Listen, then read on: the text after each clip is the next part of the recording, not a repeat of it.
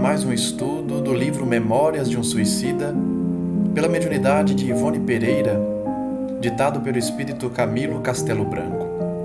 Estamos na nossa live número 61, analisando todo o conhecimento do Camilo acerca da sua experiência no mundo espiritual após o seu desencarne pelas portas do suicídio.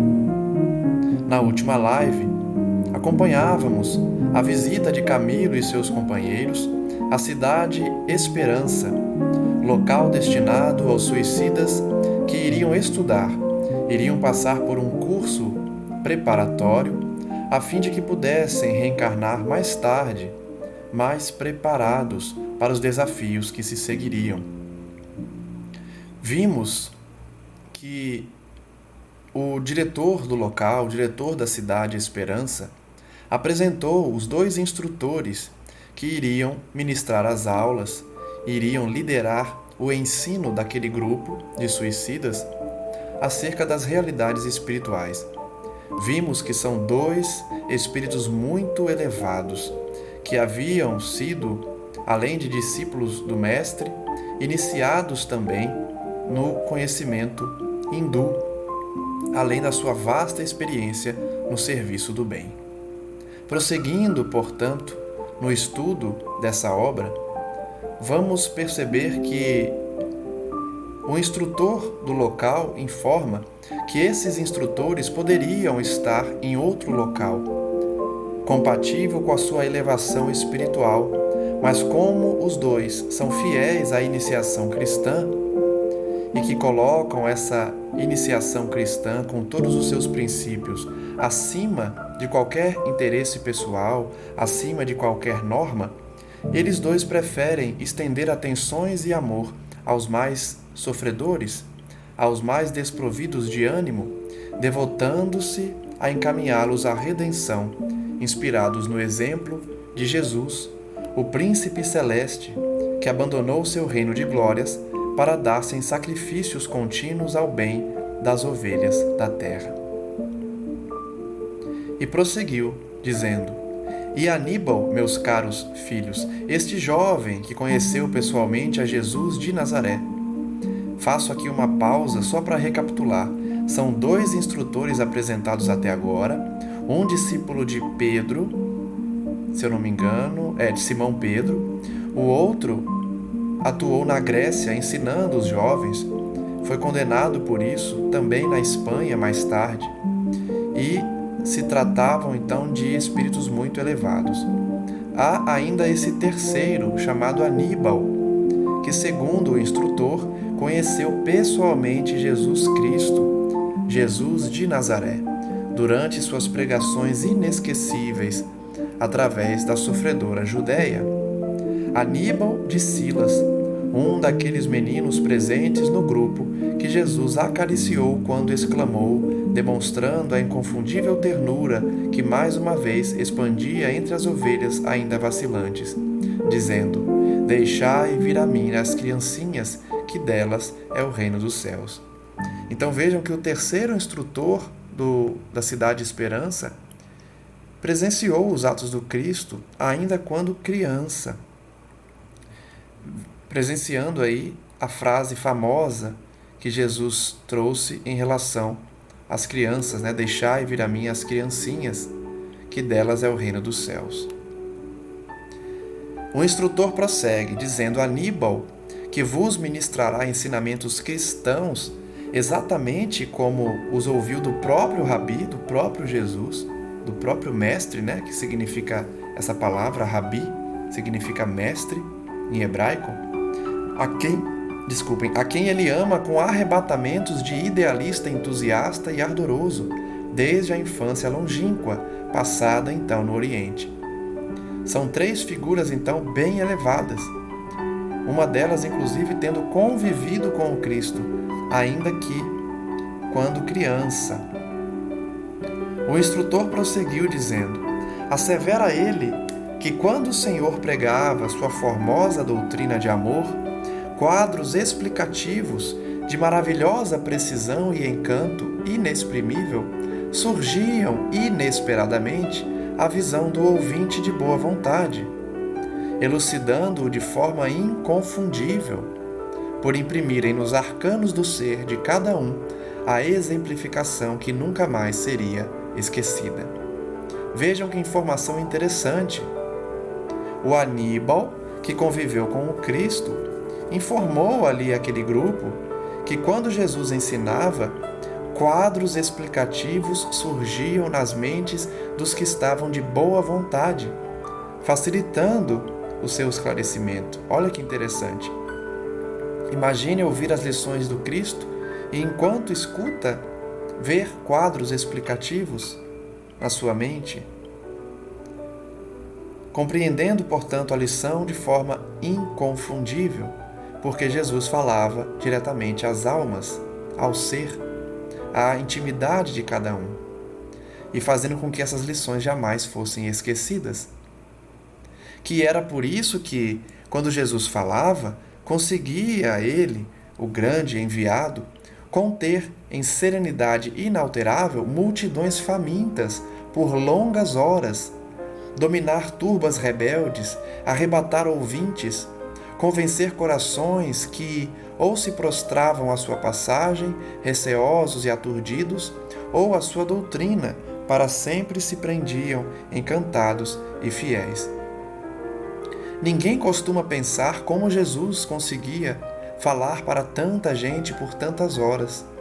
As pessoas conhecem os ensinamentos do Cristo, mas não refletem como ele conseguia falar para aquela multidão faminta, para aquela multidão tão necessitada, sem revoltas, sem mau humor, não é? Alguns poderiam até apresentar mau humor, rebeldia, mas a grande massa era dominada pelas palavras do Cristo. E aí está uma explicação. Enquanto Jesus falava, quadros explicativos surgiam nas mentes daquelas pessoas, contendo então aquelas multidões famintas por longas horas, arrebatando os ouvintes, que se prendiam àquelas lições. Quando não se prendiam às lições, eles ficavam tímidos de gerar qualquer revolta. Mas quem estava de boa vontade jamais esquecia as lições dadas pelo Mestre. E aí fica a lição também de como Jesus usava suas técnicas para conter as multidões. Os ímpios, porém, cujas mentes viciadas permaneciam desafinadas com as vibrações divinas, nada percebiam, ouvindo apenas relatos cuja excelsitude não eram capazes de alcançar, uma vez que traziam as almas impregnadas do vírus letal da má vontade. Então vejam que somente os que estavam de boa vontade é que captavam o pensamento divino, entendiam as lições do Mestre. Os ímpios, os rebeldes, os que nada queriam crer, não entendiam, não entravam em sintonia com as vibrações divinas, então não absorviam as lições, porque traziam as almas infectadas por um vírus letal da má vontade. Quem via os quadros, porém, esse instrutor relata que um desses quadros, certamente o mais belo de quantos o Mestre amado criou para instruir suas ovelhas desgarradas, porque aquele mesmo que o retratava em sua glória de unigênito do Altíssimo, bastou para que Saulo de Tarso se transformasse em esteio ardente da doutrina redentora com que honrara o mundo. Bastava apenas um dos quadros explicativos para convencer os de boa vontade, como foi feito com Paulo, convertido então, deixando de ser Saulo para se tornar um discípulo. Prosseguiu o diretor dizendo: Aníbal cresceu, fez-se homem, porque ele conheceu Jesus quando criança, sentindo-se sempre envolvido pelas radiações imarcessíveis do divino pegureiro e que nunca mais se apagaram das suas recordações. Trabalhou pela causa, repetiu aqui como além o que ouvira do Senhor ou de seus apóstolos, preferindo, porém, instruir crianças e jovens, lembrando-se da doçura inexcedível com que Jesus se dirigia à infância. Vejam, portanto, que Aníbal conviveu com o Cristo, apreendeu suas lições e ensinou às crianças e aos jovens as lições aprendidas tanto pelo Cristo quanto pelos seus discípulos. E preferiu então se dedicar a esses jovens. Viajou, sofreu perseguições, ultrajes, injúrias, injustiças, porque era de bom gosto social criticar os adeptos do Nazareno, ofendê-los, persegui-los e matá-los. Até hoje, muitas pessoas criticam os cristãos, acham que são bobos, acham que acreditam em alegorias, em fantasias e procuram diminuir os cristãos. Graças a Deus, as perseguições não nos matam, não nos humilham a ponto de perdermos a nossa dignidade. Porém, essa era uma realidade da época e devemos hoje cultivar a conduta do bem para evitar que esse momento histórico retorne. Aníbal, porém, uma vez chegado a Roma, se viu glorificado pelo martírio por amor do enviado celeste. Ele foi martirizado por amor ao Cristo. Teve o fardo carnal incinerado num daqueles postes de iluminação festiva. Mais um discípulo do Cristo queimado vivo, dessa vez nos postes que, de fato, nós víamos em Roma, os cristãos serem acendidos nesses postes para iluminar a noite das cidades. Nessa conduta macabra de Roma, do imperador, na célebre ornamentação dos jardins de Nero, aos 37 anos.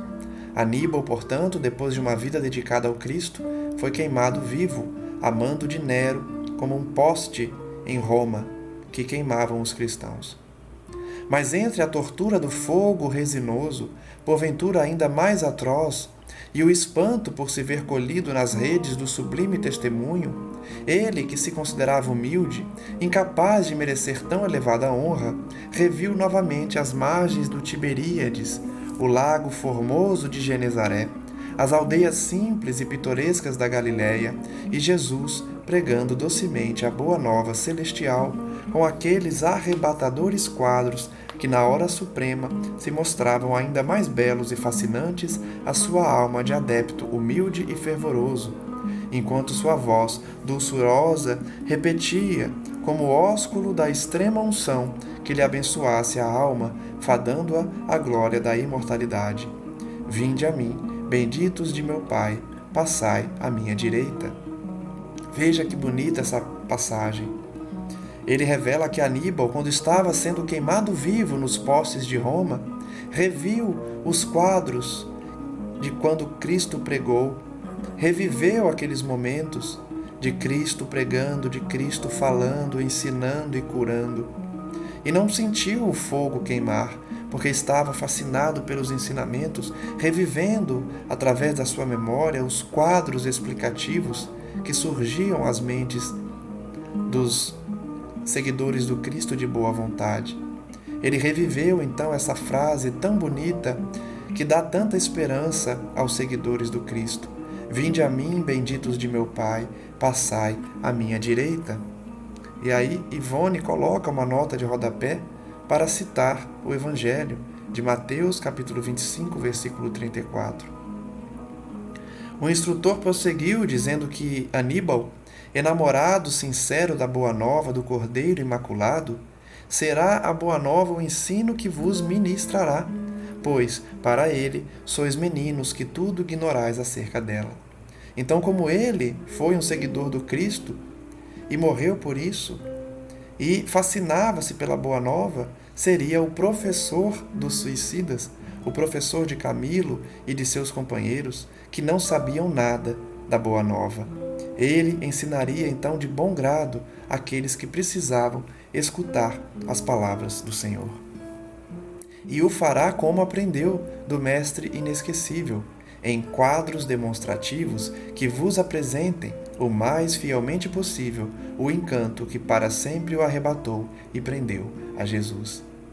Vejam que bonito mais uma vez. Os mesmos quadros que Aníbal via quando Jesus falava, ele iria transmitir aos alunos ali presentes, aos suicidas que estavam num processo de recuperação. Camilo e seus companheiros, portanto, iriam ouvir as passagens da Boa Nova e veriam os quadros demonstrativos da mesma forma que Jesus fez com seus seguidores. A fim de se especializar em tão sublime gênero de confabulação mental, hão sido necessárias ao devotado Aníbal vidas sucessivas de renúncias, trabalhos, sacrifícios, experimentações múltiplas e dolorosas no carreiro do progresso, pois somente assim seria possível desenvolver nas faculdades da alma tão precioso dom. O instrutor explica, então, que Aníbal somente conseguiu desenvolver essa técnica de transmitir os quadros demonstrativos às mentes dos que os ouviam depois de muitas encarnações de sacrifícios, trabalhos, experimentações, sempre a serviço do Evangelho, a fim de que ele pudesse desenvolver esse dom. Ele o conseguiu, porém, porque jamais em seu coração escasseou a vontade de vencer. Jamais esqueceu os dias gloriosos das pregações messiânicas, o momento sempiterno em seu espírito em que sentiu a destra do celeste mensageiro pousando sobre sua frágil cabeça de menino, para o convite inesquecível. Aníbal, portanto, somente conseguiu desenvolver esse dom de transmitir a palavra do Mestre através dos quadros explicativos porque se dedicou à causa e sempre se lembrou do ensinamento do Cristo quando pousou a sua mão sobre a cabeça dele quando criança e disse: "Deixai vir a mim os pequeninos". Que bonito! Um dos instrutores da colônia conviveu com o Cristo e era a criança que Jesus havia acariciado no momento que proferiu a lição do "Deixai vir a mim os pequeninos", as crianças. É que Aníbal vinha sendo para isso preparado desde eras afastadas. Vejam que nada na providência divina é por acaso. Até as crianças que rodeavam o Cristo traziam na sua programação espiritual, estavam preparadas para aquele momento. Ele ainda viveu nos tempos de Elias, respeitando o nome do verdadeiro Deus. Foi, mais tarde, iniciado nos mistérios augustos das ciências pela antiga escola dos egípcios. O respeito e o devotamento ao Deus verdadeiro, a esperança inquebrantável no advento libertador do Messias divino, iluminavam sua mente desde então, por entre fachos de virtudes que não mais se esmaeceriam. Vejam que é um espírito dedicado à causa desde eras longínquas, desde o Antigo Egito, desde a iniciação dos hindus e do respeito às leis divinas, desde Elias, os profetas que antecederam o Mestre. Não obstante, após o sacrifício em Roma, ou seja, após a sua desencarnação, queimado vivo nos postes de Nero, trabalhador e infatigável, renasceu ainda sobre a crosta do planeta. Ele teve então mais uma reencarnação, depois do seu sacrifício em Roma. Seduzia-o a vontade poderosa e insopitável de seguir nas pegadas do Mestre, anuindo aos seus divinos apelos. Ele sempre trouxe o desejo de seguir Jesus. Sofreu por isso novas perseguições ao tempo de Adriano e exultou com a vitória de Constantino, os imperadores romanos. Desde então, dedicou-se particularmente ao amparo, à educação da infância e da juventude. Sempre foi dedicado então às crianças e aos jovens. Sacerdote católico na Idade Média, por mais de uma vez se fez anjo tutelar de pobres crianças abandonadas, esquecidas pela prepotência dos senhores de então, convertendo-as em homens úteis e aproveitáveis para a sociedade, em mulheres honestas voltadas para o culto do dever e da família. Vejam que função importante então de Aníbal. Foi também sacerdote católico, honroso, dedicado ao Cristo, dedicado aos órfãos. E tanto Aníbal se preocupou com a infância e a juventude, tanto fixou energias mentais naqueles rostinhos formosos e meigos, que sua mente imprimiu em si próprio uma eterna feição de adolescente gentil, pois, como vedes, dir-se-ia ainda ser o menino acariciado pelo mestre Nazareno na Judéia há quase 2000 anos. Que bonito! Aníbal, portanto, se dedicar às crianças e aos jovens, trazia uma fisionomia de adolescente, apesar do espírito antigo que trazia. Desde quando Jesus colocou a mão sobre sua cabeça, convidando-o para o Evangelho. Até que um dia, glorioso para o seu espírito de servo, fiel e amoroso, ordem direta desceu das altas esferas de luz, como graça concedida por tantos séculos de abnegação e amor. Vejamos então qual o convite do Cristo a Aníbal, depois de tantos anos dedicados ao Evangelho. Vai, Aníbal, e dá dos teus labores a legião de minha mãe. Nossa, que bonito! Jesus falou diretamente com Aníbal, pedindo para ele ser um servidor da legião dos servos de Maria. Pediu a Aníbal que atendesse os trabalhos de Maria Santíssima. Jesus disse a ele: socorre com meus ensinamentos, que tanto prezas, os que mais destituídos de luzes e de forças encontrares, confiados aos teus cuidados. Pensa de preferência naqueles cujas mentes hão desfalecido sob as penalidades do suicídio. Entreguei-os de há muito à direção de minha mãe, porque só a inspiração maternal será bastante caridosa para erguê-los para Deus. Que bonito esse momento, de Jesus conversando com Aníbal, falando que havia entregue os suicidas à sua mãe Maria, porque só o amor de mãe poderia erguer os suicidas. Pediu a Aníbal que se dedicasse a eles, ensinando a palavra do Cristo, despertando-os, recordando-lhes os exemplos que deixou. Por meio das lições do Cristo Jesus, ensiná-los a amar, a servir, a dominar as paixões, apondo sobre elas as forças do conhecimento, a encontrar as estradas da redenção no cumprimento do dever, que para os homens Jesus traçou, a sofrer com paciência, porque o sofrimento é prenúncio de glória, alavanca poderosa do progresso. Jesus pediu a Aníbal: abre-lhes o livro das tuas recordações, lembra-te de quando me ouvias na Judéia, ilumina-os com as claridades do meu Evangelho, pois é só isso o que lhes falta. Imaginem receber uma ordem, um convite do Cristo, pedindo: vá, se dedique aos suicidas, ensina a minha palavra para eles. O instrutor então disse: e aqui o tendes, meus caros filhos, modesto, pequenino como um adolescente, mas tocado pela flama imortal da inspiração com que o prende a bondade imarcessível do Mestre Excelso. A ele eu vos confio. Os suicidas estavam entregues a 3 professores de excelência, 3 espíritos de escola, espíritos elevados, superiores. Não poderiam ter mestres melhores, salvo o próprio mestre como professor, o próprio mestre Jesus.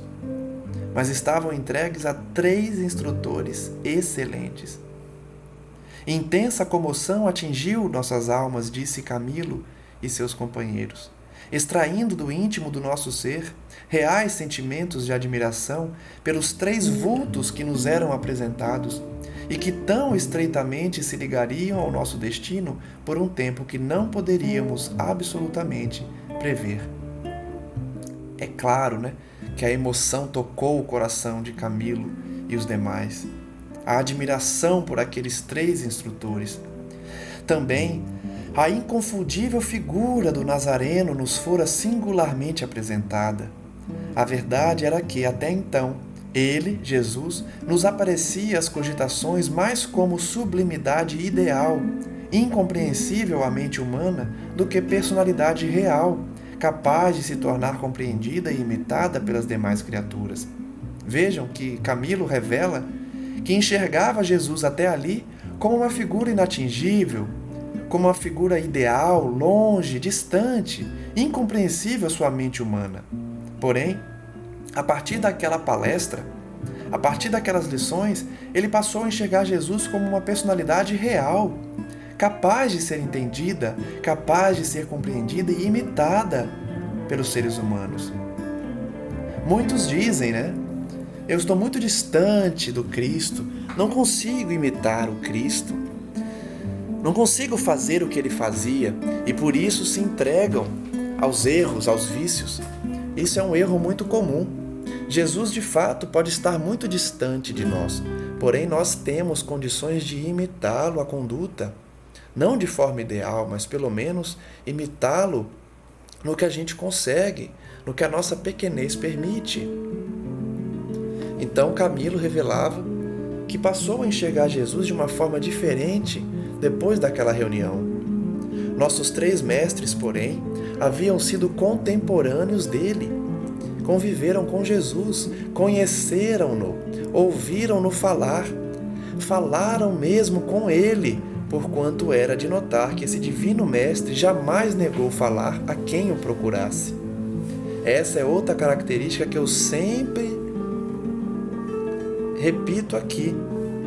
As entidades superiores, elas não são inatingíveis como as autoridades aqui da Terra. Nós temos condições de entrar em contato com figuras que nós consideramos santas na espiritualidade. Podemos orar diretamente a Chico Xavier, a Dr. Bezerra de Menezes, a Emmanuel e ao próprio Cristo, a própria Maria Santíssima. Eles escutam a nossa rogativa, não são inatingíveis, como muitas autoridades aqui na Terra o são. Vejam que esses 3 instrutores conversaram com Jesus e Camilo revela que Jesus sempre foi acessível, nunca negou a falar com eles. Um daqueles mestres sentiu a branda carícia da sua mão afagar-lhe a cabeça.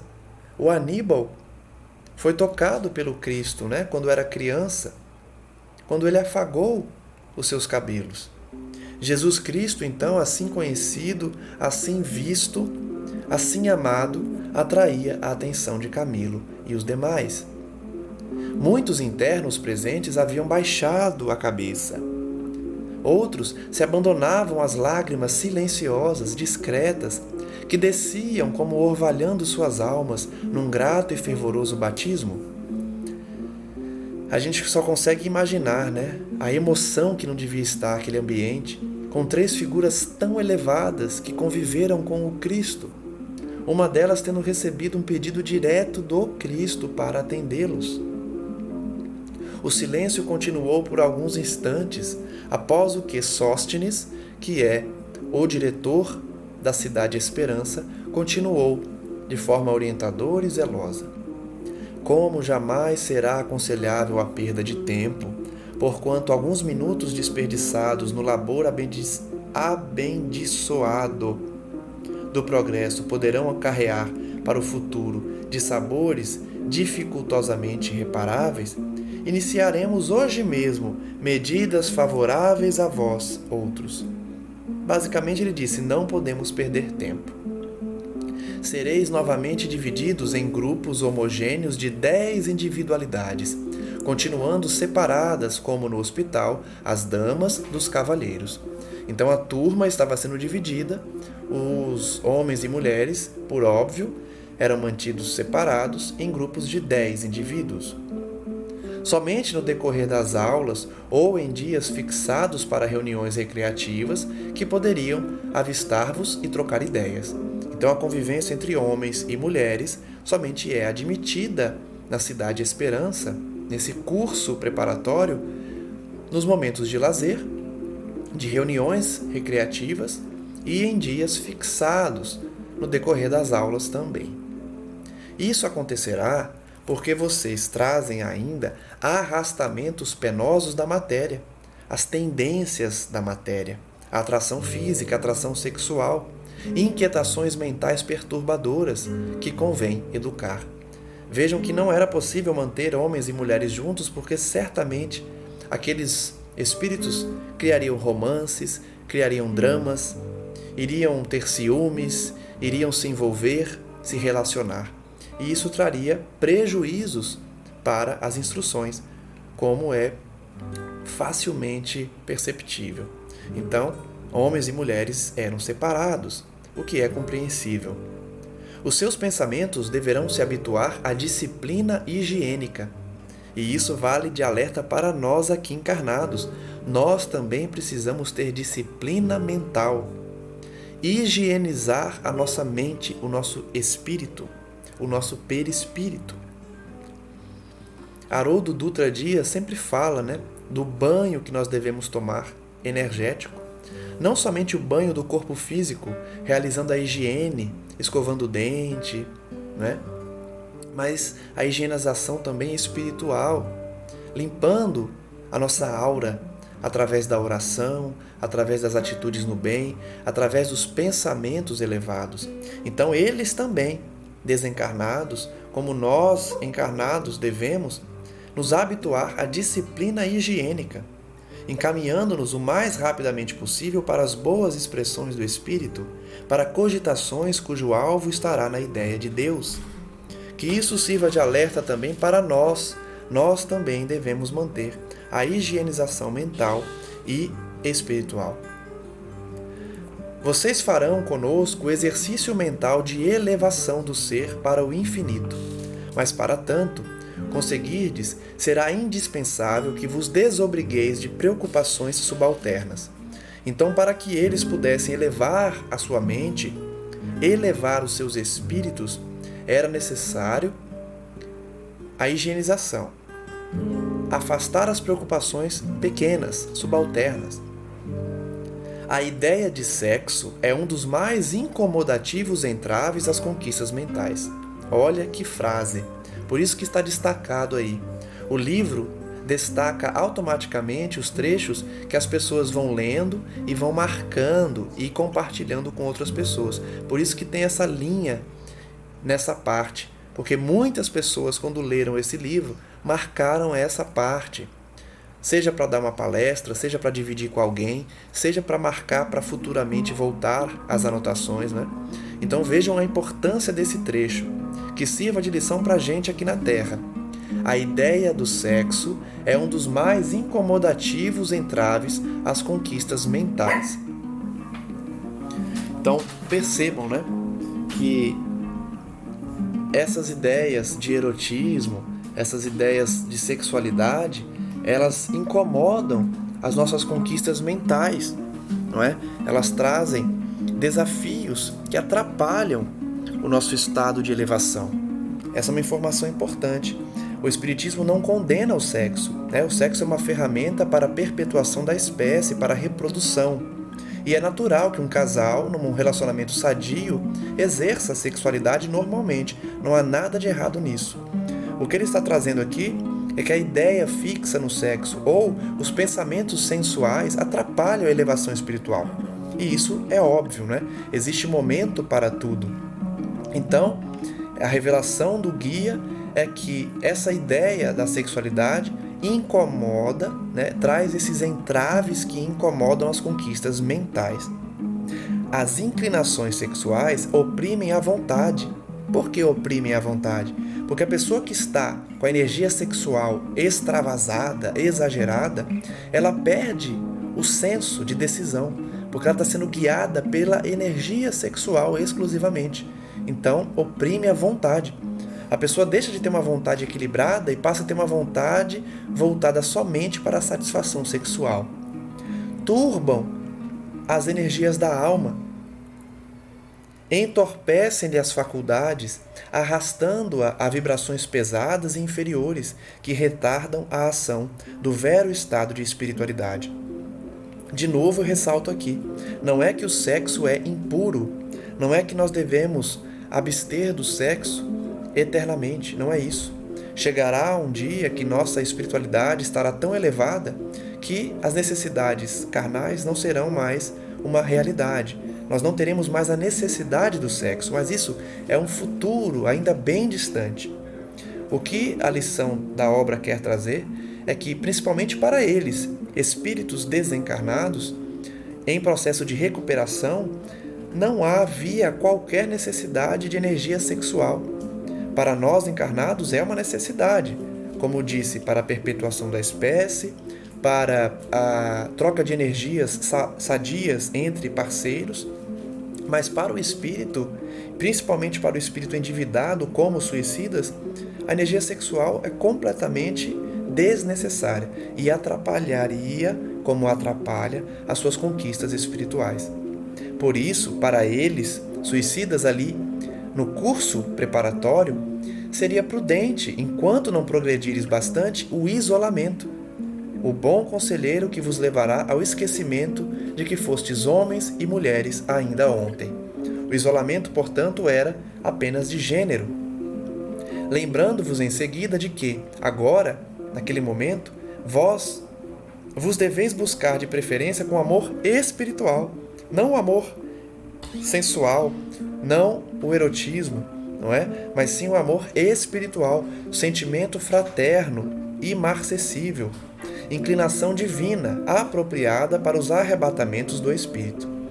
Eles ali, no processo de curso preparatório, deveriam se dedicar à sexualidade apenas como uma inclinação divina, com amor espiritual, não o sexo, mas o relacionamento com os indivíduos de outro gênero, já que todos traziam ainda os gêneros das suas últimas reencarnações, de forma sublimada, de forma divina, apropriada para os arrebatamentos do espírito. E arrebatamento do espírito não significa que haverá energia de sensualidade, de sexualidade. Não obstante, entidades já educadas nas reais afinidades da alma e que animaram na Terra corpos femininos são indicadas para acompanhar-vos em missão educativa e familiar. Então, espíritos que haviam sido mulheres na última encarnação iriam acompanhá-los também nesse curso.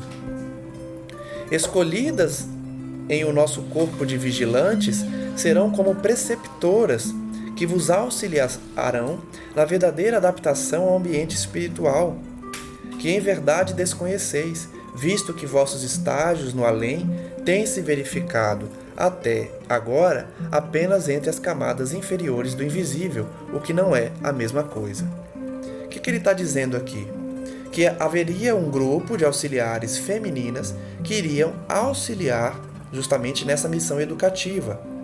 Então, escolhidas a dedo no corpo de vigilantes, elas auxiliariam nessa adaptação ao ambiente espiritual. E ele diz, apesar de anos que eles estavam no plano espiritual, eles não conheciam de fato o ambiente espiritual.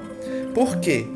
Porque eles estavam acostumados com regiões inferiores do invisível, o que não é a mesma coisa. Olha que importante essa lição, essa informação. No plano espiritual existem regiões diversas. Você pode muito bem passar anos numa região e desconhecer completamente o plano espiritual. Por quê? Existem vários tipos de regiões. Vejam que Camilo e seus companheiros passaram por muitos anos nas regiões de sofrimento e nas regiões do Hospital Maria de Nazaré. E agora, quando chegaram na escola, no curso, na Cidade Esperança, eles desconheciam aquela realidade. O mentor, o diretor do local, afirmou aqui de forma categórica: não é a mesma coisa. Vocês desconhecem esse plano espiritual. Por isso, precisariam do auxílio daquelas mulheres. Elas ouvirão as suas confidências, consolar-vos-ão com seus conselhos e suas experiências, quando o cansaço, as fadigas ou as saudades ameaçarem o seu ânimo. Atenderão seus pedidos, transmitindo-os à diretoria desta mansão, e assim agindo, manterão ao redor dos vossos corações os doces e sacrossantos sentimentos da família, impedindo que os olvideis por uma longa separação, pois não podereis prescindir dos sentimentos de família, tal como na terra são eles experimentados. Então vejam que curioso. Muitos podem perguntar, qual a função dessas mulheres? Por que um grupo de mulheres estaria destinado à educação daqueles suicidas? O mentor está explicando que elas servirão como uma espécie de familiar. ouvindo as queixas deles, as necessidades deles, os pedidos deles, esclarecendo com a experiência que elas tinham. Por quê? Para que eles não ficassem por muito tempo abandonados pelo sentimento de família. Porque na Terra eles não poderiam ainda usufruir de família, nessas encarnações que seguiriam as suas lições. Nós sabemos que eles são suicidas e muitos deles abandonaram as suas famílias. Vejam o exemplo de Jerônimo, que iria reencarnar e não teria família. Iria se dedicar somente aos órfãos. Então aquelas mulheres tinham essa missão de auxiliar esses espíritos para que não perdessem esse sentimento de família. Porque ainda muitas vezes eles reencarnariam nesses cenários aqui na Terra, reconstruindo lares, reconstituindo esses lares que eles não prezaram nas outras existências, testemunhando ensinamentos que terão que aprender no plano espiritual com esses mestres prepostos de Jesus. Olha que interessante. O grupo, olha como Deus nos ama. Olha como Maria Santíssima pensa em tudo para as nossas necessidades. Ela pensou num grupo de mulheres que seria uma espécie de mães para aqueles indivíduos, ficando ao lado deles, cuidando deles, dando carinho, dando afeição, conselhos, ouvindo suas queixas e seus pedidos. E por que Maria fez isso? Para que aqueles suicidas não perdessem o sentimento de família, já que eles teriam que renascer sem família por muito tempo. Aprenderiam na espiritualidade, então, com os prepostos de Jesus e levariam para a Terra numa nova oportunidade reencarnatória. Ele prosseguiu dizendo: junto de vós, aqui desempenharão elas como que o papel da solicitude materna, do interesse e da dedicação fraternais. Olha que bonito. Maria pensa em tudo. Ela não fez somente o hospital, ela não fez somente a colônia que resgata os suicidas, ela não fez somente a Cidade Esperança para educar os suicidas. Ela também destacou um grupo de mães para cuidar de cada suicida. Olha como ela é linda, como é amorosa, como tem um coração gigantesco. Como vedes, toda a ajuda que a lei permite no vosso deplorável caso, a vós será facultada pela magna direção da colônia correcional que vos abriga, cujos estatutos, fundamentados na doutrina excelsa do amor e da fraternidade, têm por ideal o educar para elevar e redimir. Então vejam que ele próprio afirma: percebam que tudo o que vocês podem ter, a colônia dará. Os diretores darão, a mando de Maria, que determinou que fosse assim. Avante, pois, caros amigos e irmãos, encorajados e decididos para a batalha que vos concederá a libertação das graves consequências que criastes em hora de infeliz e temerária inspiração.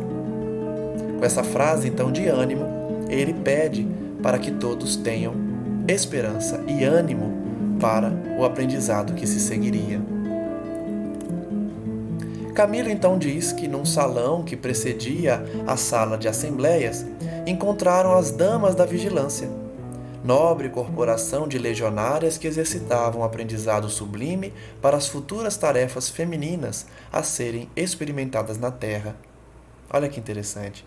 Um grupo chamado Damas da Vigilância treinavam para ser mães, treinavam para exercer os dons das mulheres, as tarefas femininas aqui na Terra.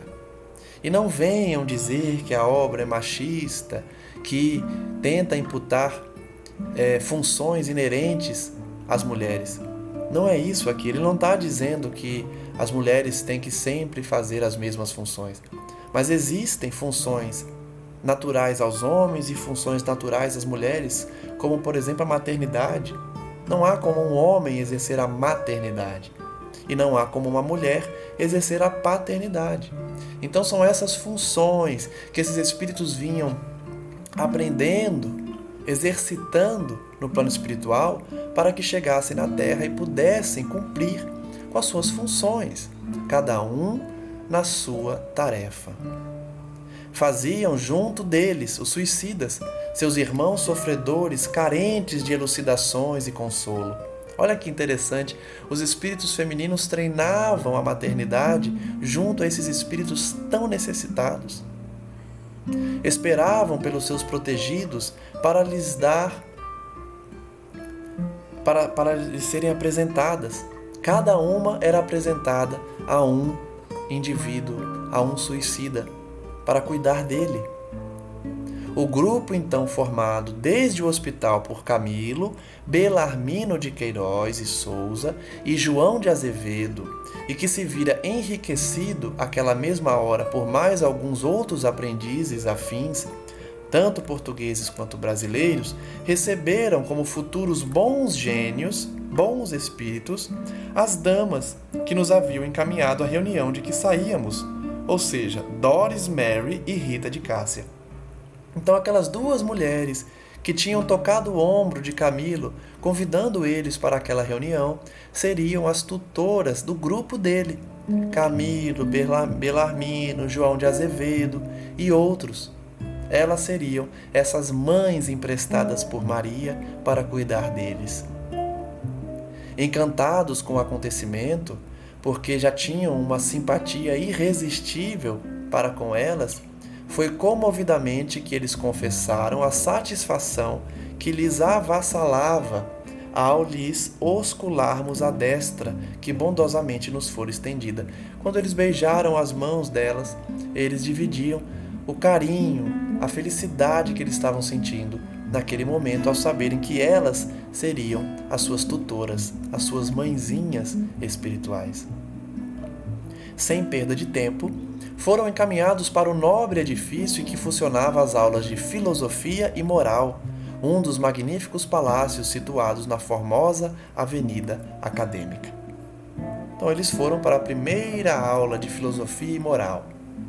Quando penetraram o recinto das aulas, suave comoção agitou as fibras magoadas do nosso ser.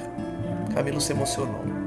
Era um salão imenso, disposto em semicírculo, cujas cômodas arquibancadas acompanhavam um traçado idêntico, enquanto ao fundo uma placa luminosa de avantajadas dimensões despertava a atenção do visitante, e ao centro, junto a ela, a cátedra do expositor, lente do transcendente curso que iniciaríamos. Então eles entraram num salão enorme, oval, que trazia ali um letreiro, certamente com o tema da aula, e a cátedra onde o professor iria expor a sua aula. Camilo diz então que notaram não ser estranho o aparelho. Eles já devem conhecer esse aparelho lá do Hospital Maria de Nazaré. Ele fala que já tinha visto por mais de uma vez nos serviços hospitalares. Contudo, aquele aparelho era aperfeiçoado, apresentando leveza e dimensões diferentes. Então ele conhecia a função do aparelho, mas era um aparelho mais modernizado. Ele diz então que suaves tonalidades branco-azuladas projetavam no ambiente em que penetravam pela primeira vez o encanto sugestivo dos santuários. Jamais sentiram tão profunda a insignificância da personalidade deles, como ao penetrar o estranho anfiteatro, onde o primeiro detalhe a nos despertar a atenção era o sublime convite do Senhor de Nazaré, escrito em caracteres fulgurantes e figurando acima da tela. Então, ele viu que acima da tela havia uma transcrição de Jesus, e ele reconheceu a sua pequenez, a sua inferioridade. A transcrição então dizia: "Vinde a mim, todos vós que estáis aflitos e sobrecarregados, que eu vos aliviarei. Tomai sobre vós o meu jugo e aprendei comigo, que sou brando e humilde de coração, e achareis repouso para vossas almas, pois o meu jugo é suave e leve o meu fardo." Essa passagem está no Evangelho de Mateus, capítulo 11, versículo 28, 29 e 30.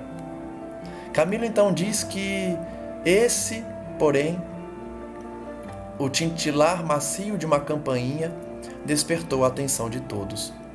O mestre apareceu. O professor apareceu. Era o jovem Aníbal de Silas, aquele espírito tão nobre que se apresentava como um adolescente, porque se dedicou aos jovens, às crianças, e havia conhecido Jesus quando ainda era bem jovem, a quem eles haviam sido apresentados há poucos minutos. Aníbal vinha seguido de 2 adjuntos, Pedro e Salústio, 2 adolescentes como ele, delicados e atraentes que imediatamente iniciaram preparativos para o desempenho magno, para a aula. Pensamentos então turbilhonaram precipitadamente pelos refolhos da consciência de Camilo, deixando que recordações queridas da infância aflorassem o seu coração de forma agradável. E Camilo então se reviu pequeno, comovido e temeroso ao enfrentar pela primeira vez o velho professor que fez ele conhecer as letras do alfabeto. Camilo então foi transportado à infância, quando teve a sua primeira aula. Os adjuntos de Aníbal ligaram à cadeira onde Aníbal se sentara fios imperceptíveis, porém luminosos, e prepararam um como diadema que distinguíamos como semelhante ao entrevisto na torre de vigia. Então havia um diadema acima do Aníbal, ligado por fios luminosos. Da mesma forma que eles tinham visto esse diadema para a instrução do Agenor Penalva, aquele obsessor que estava na torre de vigia, que nós já tratamos em outras lives. Camilo diz que o silêncio era religioso, e ele percebia uma grande homogeneidade na assembleia, porque a harmonia se impunha ao local, criando um bem-estar indefinível a todos. Sofredores, excitados, aflitos, angustiados que eram, aquietaram seus queixumes e preocupações pessoais, aguardando a sequência do momento. Vejam a paz que devia estar no local que Camilo estava. Todos relaxavam, todos esqueceram suas queixas. Sobre o tablado, mais 6 irmãos iniciados se apresentaram. Sentavam-se em coxins, aqueles pequenos sofás, colchonetes, vamos dizer assim, almofadas, dispostas em semicírculo, enquanto Aníbal se conservava ao centro e Pedro e Salústio se distanciavam. Aníbal então se levantou e era como que ósculos maternais rociassem as almas de Camilo. Surtos de Camilo e dos demais, Surtos de esperança segredaram misteriosamente em nossos corações obliterados pelo longo desespero, e suspiros se distenderam, aliviando opressões abomináveis. Então, o primeiro ato da aula de Aníbal foi dar um passe praticamente em todos, acalmando as almas deles. Círculos pequenos, ósculos foram derramados sobre suas almas, acalmando todos. Ouviram então sons longínquos, harmonias de tocante melodia, como um hino sacro, os quais predispuseram nossos espíritos, alijando do ambiente quaisquer resquícios de preocupações subalternas que ainda permanecessem pela atmosfera.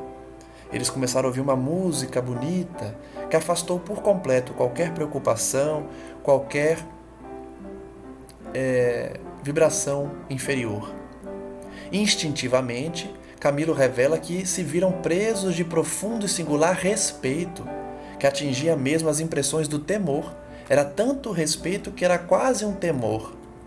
Arrepios perpassavam pela fibratura psíquica de Camilo, aquecendo-a docemente, ao passo que estranho borbulhar de lágrimas refrescava as pupilas requeimadas pelo pranto afogueado da desgraça. Então tudo era emoção para Camilo, ele sentiu energia forte que trazia uma calma para o seu espírito que tanto chorou no passado. Evidente era que ondas magnéticas preparativas eram conduzidas pelos sons daquele hino mirífico que unificava as mentes de todos aos embalos dos acordes irresistíveis, fazendo-o vibrar favoravelmente num harmonioso estado de concentração de pensamentos e de vontades. Finalizando então mais uma live de estudo, reflitamos sobre as lições de hoje, em que indivíduos tão elevados como Aníbal e os demais instrutores se dedicam as almas dos suicidas, a fim de trazer a boa nova aos seus corações desolados. Pensemos no amor de Maria, que não abandona os sofredores e deu especial atenção aos suicidas, levando esses instrutores tão elevados para que pudessem ensinar e trazer essa paz que Camilo está sentindo naquele ambiente. Na próxima live, vamos verificar qual o teor dessa primeira aula que Camilo e seus companheiros estão tendo na espiritualidade. O que eles vão aprender nessa primeira aula com Aníbal? Agradeço então a presença de todos que assistem a nossas explanações e reflitamos juntos, como sempre faço, através da oração, a fim de que estejamos sintonizados com o Mestre amigo e possamos receber as orientações, as lições, a paz que emana desses instrutores, desses espíritos tão dedicados à Boa Nova e que querem que nós também integremos essa falange bendita de serviço cristão, os legionários servidores de Maria, que se dedicam ao próximo, especialmente aos suicidas, a fim de que tenham também as bênçãos do Altíssimo. Graças damos ao nosso Senhor hoje e sempre e pedimos em especial a esses irmãos para que recebam essas vibrações, essa energia de paz, de harmonia e de tranquilidade. E que nós todos possamos refletir e aprender, colocando em prática tudo o que aprendemos aqui e nas obras espíritas e cristãs, a fim de nos elevarmos ao encontro do Divino Amigo e do Criador, que nos aguarda pacientemente a elevação espiritual. Que assim seja, graças a Deus, e até o próximo estudo, onde prosseguiremos analisando essa obra bendita. Um forte abraço a todos e até mais.